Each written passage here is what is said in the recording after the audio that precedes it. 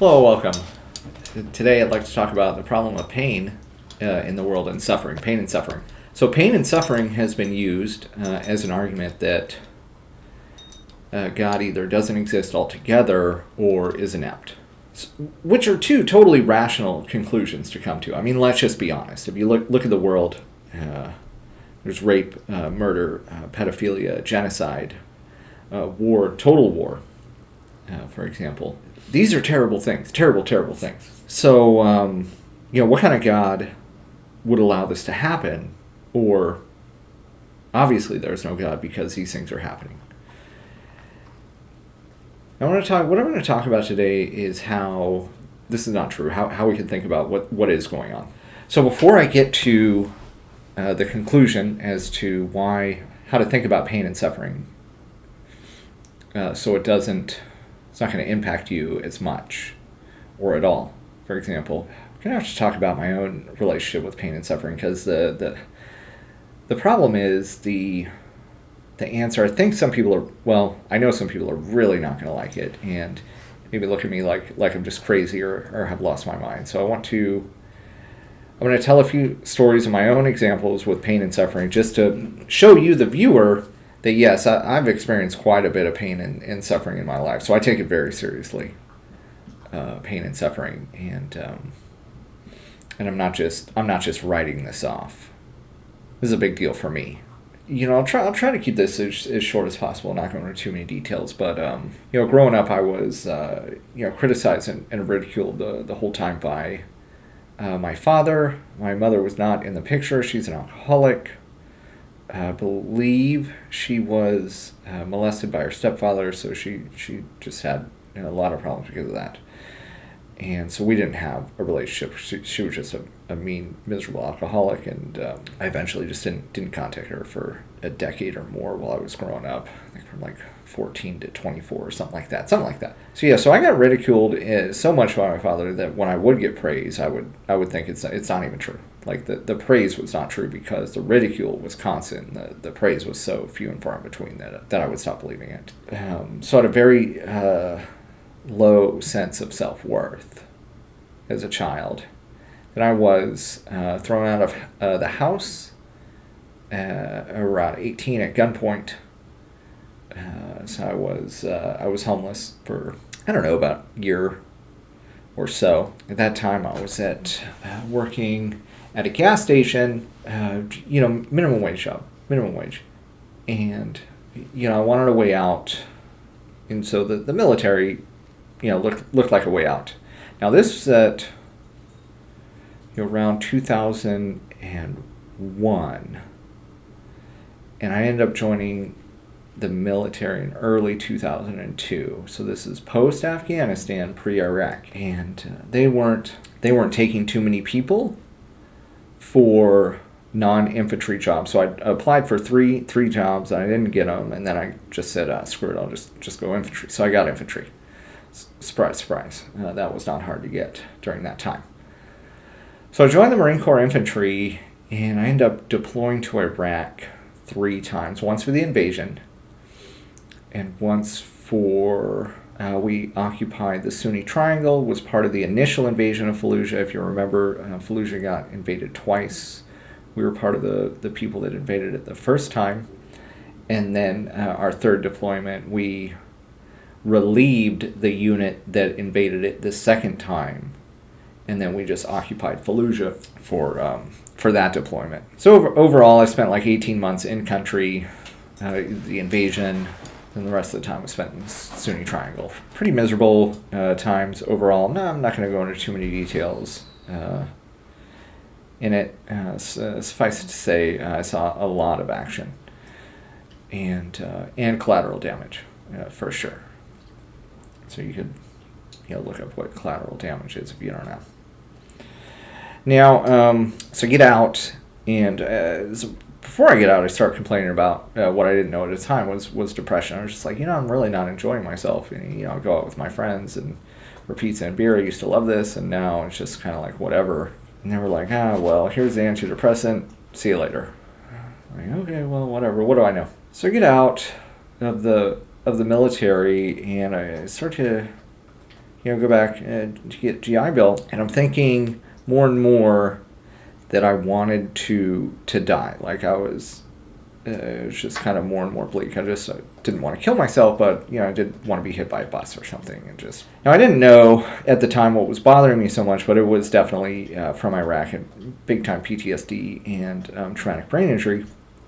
I didn't know any of this at the time, and eventually, it got so bad that the thoughts of suicide and self harm that I was just miserable. I was barely making out of bed on any given day, and so I eventually just made my mission, my life's goal, not to kill myself. Like I always wanted to do something to make the world a better place. Like that's been my overarching goal. Some people want to get rich or have a family or whatever. Like I just wanted well, what do you want to do by the time you're I want to make the world a better place. Well, I can't make the world a better place if I'm dead. I know that, even though I felt miserable. I felt miserable about myself. I felt miserable about my actions. Like I just wanted to die. And so I lived like that for like several years. Like the first thought, after waking up is I want to die or kill myself. And the last thing I want to think about before going to bed is I want to die or kill myself. And I lived like that for several years. And just miserable. And then during that time, I was seeking help. Once I started to come up with a plan to kill myself, and I was like, "Whoa, this is too much." So I checked into a hospital, a VA hospital. They took me in, and I stayed there for a couple of weeks, and then just got more kind of just hit the reset button, basically, and went back to try to get my life on track, and that was a long time. It took me over a decade. So, I signed up for 4 years, in the Marine Corps, and they ended up taking an extra 10 to get just back to like a regular life, to where I'm just not angry at everything or just want to kill myself every day.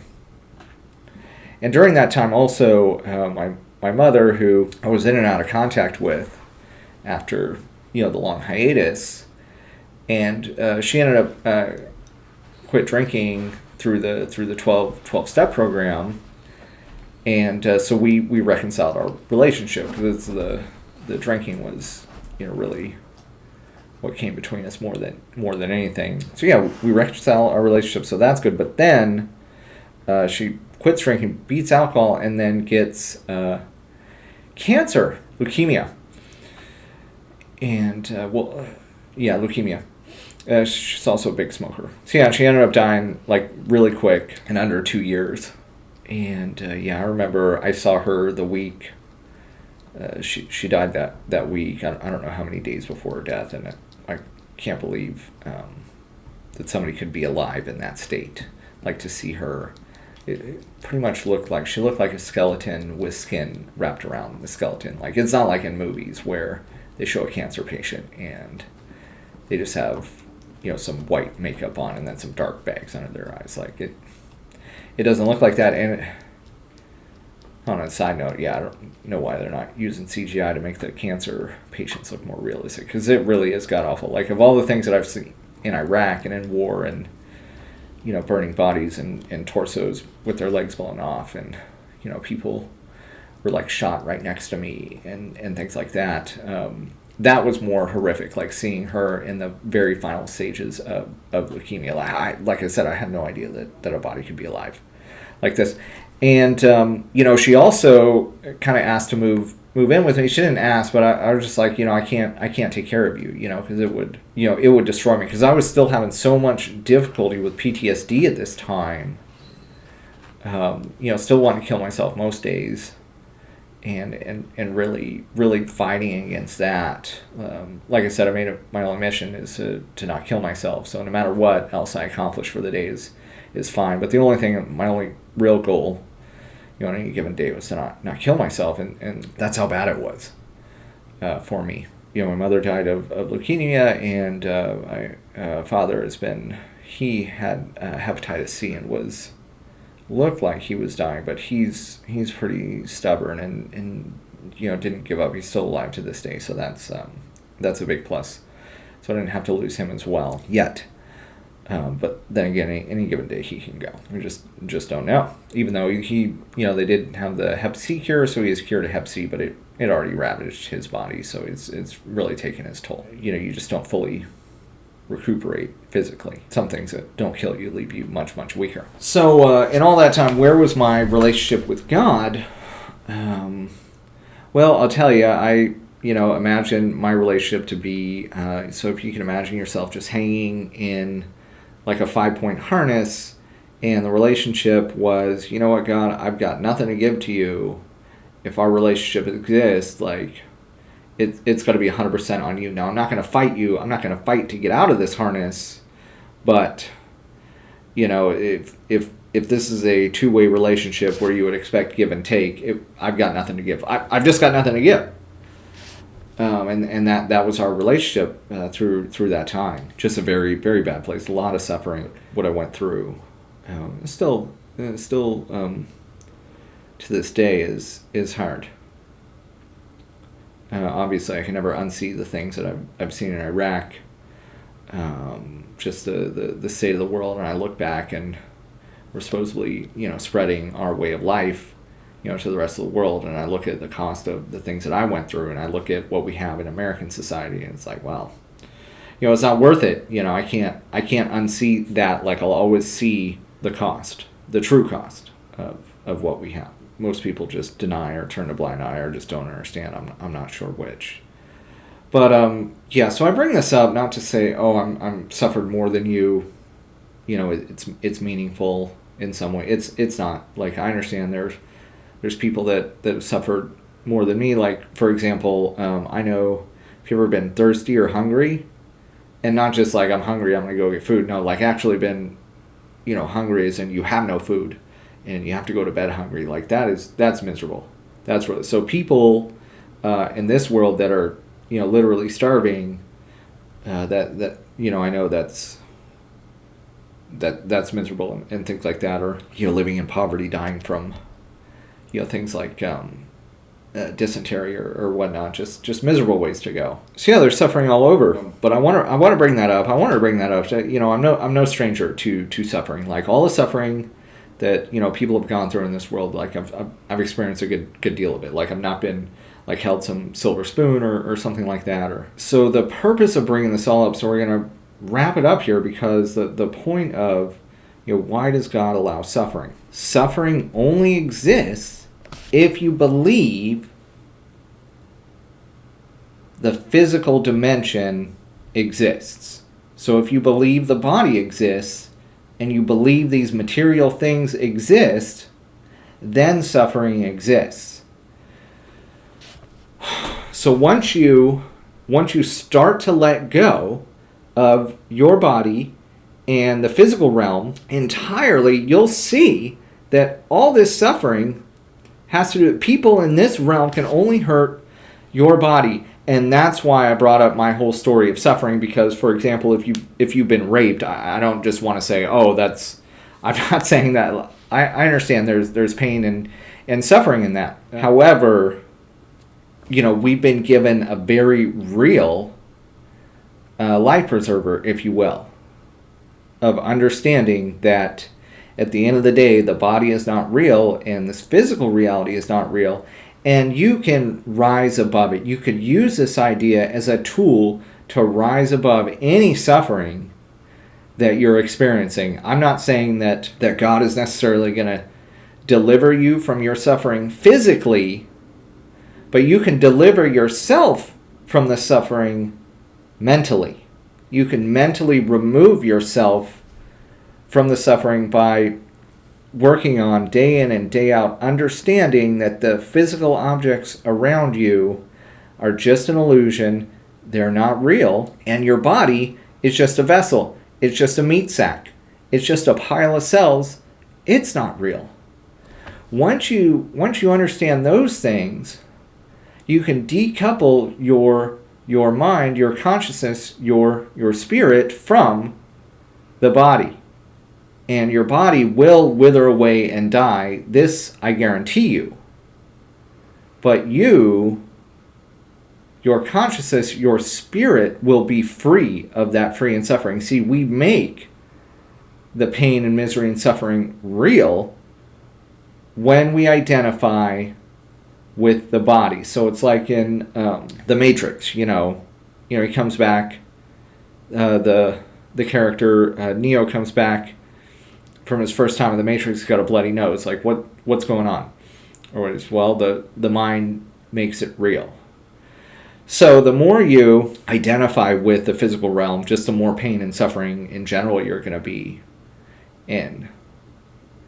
And the more pain and suffering you're going to bring about to others. However, no matter what level of pain and suffering you're currently experiencing, and I understand that we're all experiencing a lot at all times, you've been given an out. You've been given a safety net that you can take yourself back out of it, all that pain and suffering, by realizing all this is just an illusion, and just let that go. So no matter what situation you're in, no matter what hardship you've overcome, and I understand about lasting effects of hardship. Like I said, I've had PTSD and traumatic brain injury and things like that, and watching my mom die of cancer. But in working past, I understand now the feelings of sorrow and suffering. I've been able to work past those in the most healthy fashion by disconnecting myself from the physical realm mentally. Now, obviously, do I still have stuff? Yeah, I'm in a house, I'm sitting in a chair, I'm wearing clothes. There's always going to be, like, I have to breathe air and eat food, right? There's always going to be aspects of the physical world that's here. So it's not a destination, really. It's a journey of something that you're continuously working on. So it's not I've identified the physical world is not real, now I'm going to go work on this other thing. No, it's a continual process to continuously identify the physical realm is not real, and you're always going to have very meaningful things tying you to that. Like, we're tied to this physical realm while we're here. You're going to have these meaningful things such as eating food and wearing clothes and whatnot. And I'm assuming you're probably not homeless if you're watching this video, so you have a house or you're living under a roof. You probably have a bed. And things like that. There's always going to be these things. And so it's important to be able to see past them. And then once you see the physical realm is not real, then all the suffering of the world, all of it just melts away. It's done. It's gone. And if you can completely reach what would be called maybe nirvana, or it's been called by other names, spiritual enlightenment or whatever, you reach this by completely seeing all past 100% the physical realm while you're in the physical realm. Like, that's possible. So whoever this is, I don't know where you're lying right now with your identity with the physical realm. In order to suffer less, you should be working on identifying with that less. So I've done another video called The Body is Nothing. It'll be linked to the end of this video. If you haven't seen that, I would definitely recommend it. And this is definitely going to be one of the things that you can use as a tool to bring your relationship closer to God and be happier about your life circumstances. Because I can't, give everybody $1 million, even if I could. Like, I wouldn't do it, because that's not going to make you happier. So what is going to make you happier is seeing past the physical illusion. And in case you think that this is nonsense or something like that, I mean, quantum physics is on my side. When we look at objects, what we see and what is really going on, I mean, those cannot be any further apart. So you see a solid table, but it's not. It's a energy field comprised of 99.999% empty space. And what's not empty space that's even not fully understood at this point in time. To turn around and say that the reality is what we perceive, I mean, that couldn't be any further from the truth. And this also is tied back to Plato's cave theory, if you've never heard that analogy. So he says that what reality, he doesn't know what reality is, but it basically, if you can imagine people sitting in a dark cave and they have a fire, and the only thing they know of reality is shapes that pass by and cast a shadow on the wall via the fire. So a deer passed by, you don't see the deer, you see the shadow of the deer. Again, whatever is going on in reality, whatever's truly happening, we perceive a narrow band at any given time. And even science highly agrees with this. However, even what the band of understanding that science has laid out, I would say that's still only part of it. So do yourself a favor and make your life better right now, only by changing your mindset. And I believe this does handle the problem of pain. Is why in reality there is no pain. There's only pain and suffering if you identify with the physical realm. So the more you identify with the physical realm, the more pain and suffering there is, and there always will be. But it's not real. Well, I hope this has been enlightening, and like I said, my intent is not to diminish your pain and suffering in any way, shape, or form, or to go out and commit pain and suffering because it's not real. That in any way, shape, or form. Obviously, that's sadism. So I'll go into that more, and maybe another video as to, just because the physical realm isn't real, you shouldn't go out committing pain and suffering. That's not the point. The point is to free yourself from the prison, which is pain and suffering, and how you do that is to understand the physical realm is not real and use the power of your mind to unlock your consciousness from your physical body and the physical objects around you to see that they are in fact an illusion.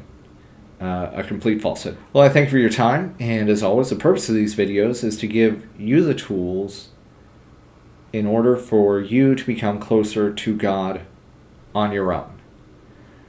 So I give you the tools, I enable you to try to help you become a better person, make your life better, but at the end of the day, I can't define what that is for you. I can only lead a horse to water.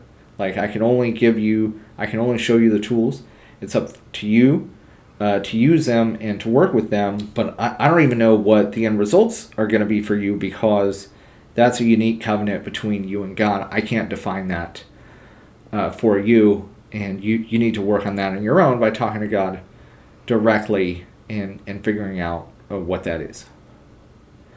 Well, whoever this is, whoever you are, I'd just like to say I love you and thank you for watching this video. Goodbye.